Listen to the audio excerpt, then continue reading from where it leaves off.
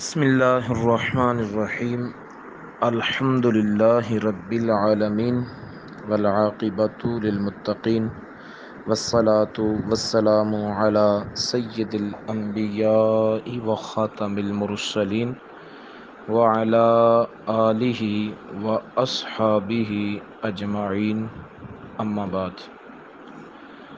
الحمد للہ مرکزی جامع مسجد مدینہ و مدرسہ مدینۃ العلوم سے فروغ دین حنیف مشن کے تحت حفظ ناظرہ، تجوید و قراءت، تعلیم بالغاں کی کلاسز کا اجرا کرنے کے بعد اللہ رب العزت کے فضل اور کرم سے اس ادارے کی جانب سے ایک ترجمۃ القرآن آن لائن کلاس کا اجرا کیا گیا ہے۔ اس کلاس میں آپ کا نام شامل رکھا گیا ہے۔ اس کلاس کا مقصد قرآن پاک کی تعلیمات کو فروغ دینا اور قرآن کریم کی تعلیم کو تمام دوستوں تک پہنچانا ہے۔ اللہ رب العزت ہمیں اس مقصد میں کامیابی اور کامرانی عطا فرمائے۔ جن دوستوں کو اس کلاس میں شامل کیا گیا ہے ان میں آپ بھی شامل ہیں، اور سارے دوستوں کی طرح آپ سے بھی یہ ریکویسٹ ہے کہ اپنے وہ عزیز متعلقین جن کے بارے میں آپ یہ جذبہ رکھتے ہیں کہ انہیں بھی تعلیم قرآن کے ساتھ آشنا ہونا چاہیے، تو آپ اسی نمبر پر ان کے نمبر سینڈ کر کے ان کا نام اس کلاس میں داخل کروا سکتے ہیں اور کروانا چاہیے۔ ہر روز ایک لیکچر سینڈ کیا جائے گا جس کو آپ توجہ سے سماعت فرمائیں گے اور اپنے گھر میں پڑھے کسی بھی ترجمہ والے قرآن پاک سے اس کو دہرانے کی کوشش کریں گے اور کوشش کریں گے کہ ہم جو لیکچر سنیں وہ ترجمہ ہم یاد بھی کر لیں۔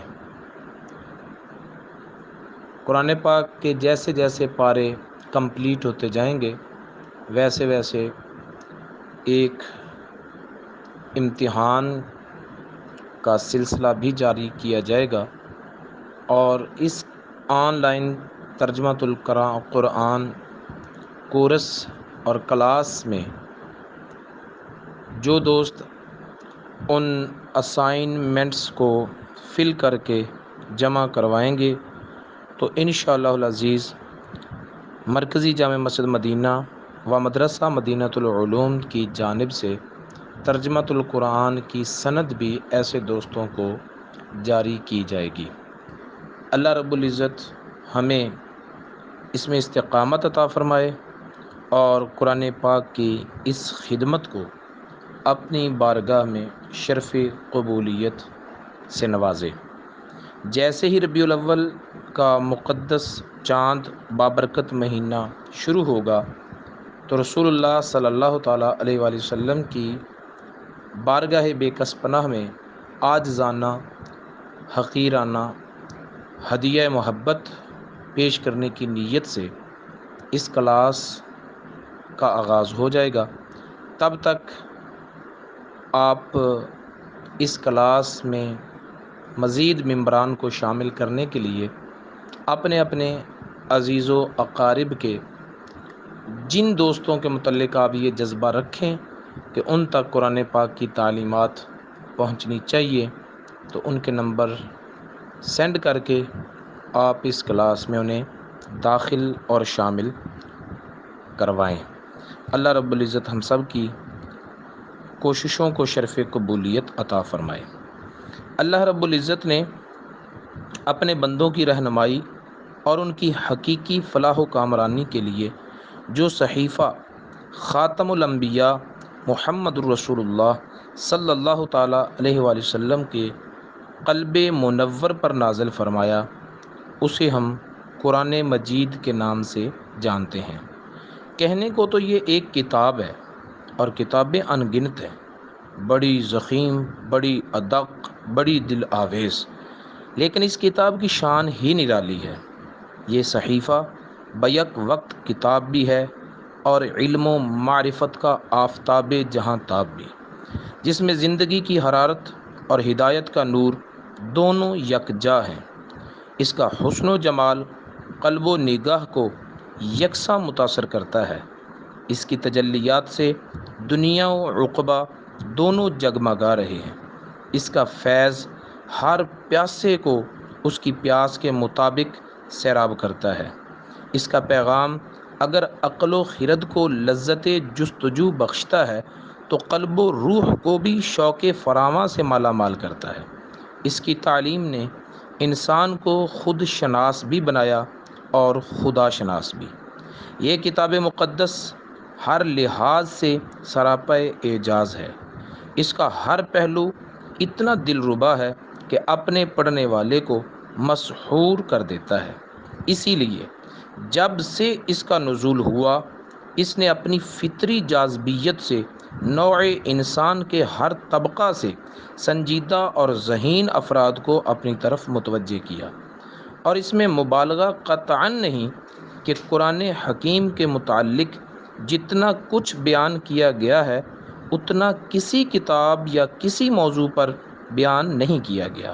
بیان کرنے والوں میں اپنے بھی تھے، بیگانے بھی، محقق بھی تھے، متعصب بھی، ادیب بھی تھے اور فلسفی بھی، عربی بھی تھے اور عجمی بھی، شمع علم کے پروانے بھی تھے اور میخانہ عرفان کے متوالے بھی۔ سب ہی نے اس کی خدمت کی، سب ہی سے اس کتاب نے اپنی خدمت لی، اور ہر ایک نے اپنی اس کتاب کی نوکری کو اپنے لیے باعث عزت و سعادت سمجھا۔ فاران کی وادیوں سے قرآن کا چشمہ فیض کیا پھوٹا کہ اس سے علوم و فنون کے دریا بہہ نکلے، جنہوں نے جزیرہ عرب کے پیاسے ریگزاروں کو سیراب کیا اور انہیں حکمت و دانش کی جلوہ گاہ بنا دیا۔ اس ایک کتاب مجید نے جہاں پہلے علوم کو حیات نو بخشی، وہاں اس نے بے شمار جدید علوم کی تشکیل کا سامان فراہم کر دیا۔ علوم تفسیر، لغت، فقہ اللغت، فقہ و اصول فقہ، معانی، بلاغت، بدیع، صرف، نحو، قرأت و تجوید، وعظ و خطابت، قصص و اخبار، امثال و حکایات، ان کے علاوہ اور کئی علوم ہیں جنہوں نے قرآن کریم کے سائے میں جنم لیا اور اسی کی آغوش تربیت میں پروان چڑھے۔ اس طرح قرآن حکیم کے فیض سے دنیا کی سب سے زیادہ جاہل قوم علم و حکمت کے عظیم خزانوں کی مالک بن گئی۔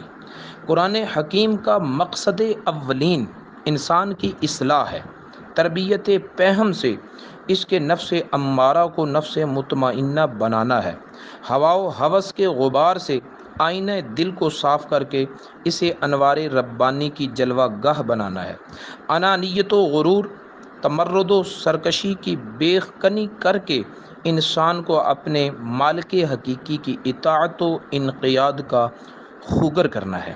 یہی کام سب سے اہم بھی ہے اور سب سے مشکل اور کٹھن بھی۔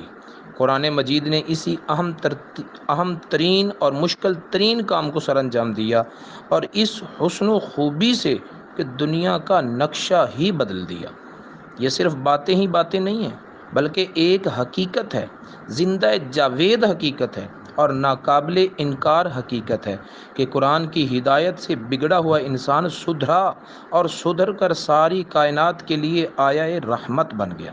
غور کریں، حکمت الہی نے نزول قرآن کے لیے جس سرزمین کو منتخب کیا وہ عرب کا خطہ تھا۔ وہاں بسنے والے لوگ شکل و صورت میں تو انسان تھے، لیکن انسانیت سے ان کا دور کا واسطہ بھی نہیں تھا۔ کفر و شرک، فسق و فجور، ظلم و ستم، وحشت و بربریت، جہالت اور اجڈ پن، اس پر فقر اور افلاس مستضاد، غرض کہ کون سا عیب تھا یا کون سی گمراہی تھی جو ان میں بدرجہ اتم موجود نہ تھی، اور دنیا نے دیکھا کہ قرآن حکیم کی تاثیر اور صاحب قرآن کی برکت سے وہ کیا سے کیا بن گئے۔ اگر قرآن عرب کے اجڈ بدوؤں کو آدم و بنی آدم کے لیے باعث عز و شرف بنا سکتا ہے، اگر ان جاہلوں کو جو الف با تا بھی نہ پڑھ سکتے تھے بزم علم و دانش کا صدر نشین بنا سکتا ہے، اگر حرم کعبہ میں 360 بتوں کی پوجا کرنے والی قوم کے دل میں معرفت الہی کے شمع فروزاں کر سکتا ہے، تو ہمارے صنم کدہ تصورات کے لات و حبل کو کیوں ریزہ ریزہ نہیں کر سکتا؟ ہمارے ظلمت خانہ حیات کو اس کی کرنیں کیوں منور نہیں کر سکتی؟ بخدا ہو سکتا ہے، سب کچھ ہو سکتا ہے، بشرطے کہ ہم قرآن کی ہدایت کو قبول کرنے کے لیے تیار ہو جائیں، ہمارا کاروان حیات اس شاہراہ ہدایت پر گامزن ہو جائے جو قرآن نے ہمارے لیے تجویز کی ہے۔ قرآن حکیم نے اپنے ماننے والوں کو ایک واضح اور مکمل ضابطۂ حیات عطا کیا ہے جس کو شریعت کا نام دیتے ہیں۔ یہ ضابطہ اتنا ہی وسیع ہے جتنی زندگی اپنے بو قلم و تنوع کے ساتھ وسیع ہے، بلکہ بلا مبالغہ اس سے بھی زیادہ وسیع تر۔ انسان کیا ہے؟ اس کا تعلق اپنے خالق کے ساتھ اور اس کی مخلوق کے ساتھ کیسا ہونا چاہیے؟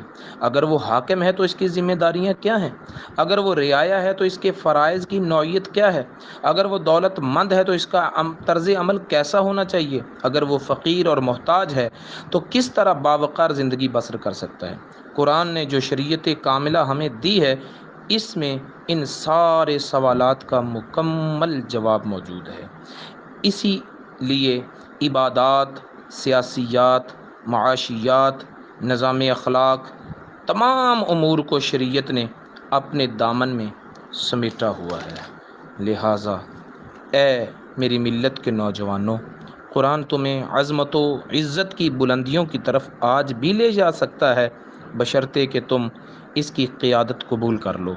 اے میری نوجوانوں، دنیا کی امامت تمہاری متاع گم گشتہ ہے، تم اسے واپس پا سکتے ہو اگر تمہارے اندر اس اپنی کھوئی ہوئی دولت کو واپس لینے کی تڑپ موجود ہے۔ قرآن تمہیں یہ سب کچھ دلا سکتا ہے، بشرطے کہ تم اس کا حکم ماننے کے لیے تیار ہو جاؤ۔ زندگی کی یہ ساری رونقیں اور عروج اور بلندی کے تمام تر مراتب اسی کتاب لا ریب کی تعلیمات پر عمل کرنے میں پوشیدہ ہیں۔ تو میرے دوستو، آؤ ہم اس کتاب کے دامن کے ساتھ لپٹ جائیں، اس کتاب کے دامن کے ساتھ وابستہ ہو جائیں۔ روزانہ کی بنیاد پر ہم چند آیات کا ترجمہ، ان آیات میں اللہ رب العزت کے احکامات کیا ہیں انہیں سیکھیں، اور پھر کوشش کریں کہ ہمارا وہ دن اور اس کے بعد آنے والے سارے دن ان آیات کی روشنی میں گزریں۔ اللہ رب العزت ہمارا اور آپ کا حامی و ناصر ہو۔ اللہ رب العزت کی بارگاہ میں دعا ہے کہ ہمیں اس کتاب کی خدمت کرنے کی توفیق عطا فرمائے، اور پھر ہماری اس عاجزانہ کاوش کو اپنی پاک بارگاہ میں شرف قبولیت عطا فرمائے۔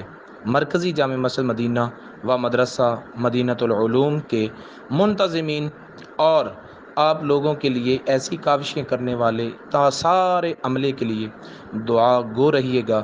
اللہ رب العزت ہمیں اس روشنی کو عام کرنے اور اس روشنی میں زندگی گزارنے کی توفیق عطا فرمائے۔ والسلام علیکم ورحمۃ اللہ وبرکاتہ۔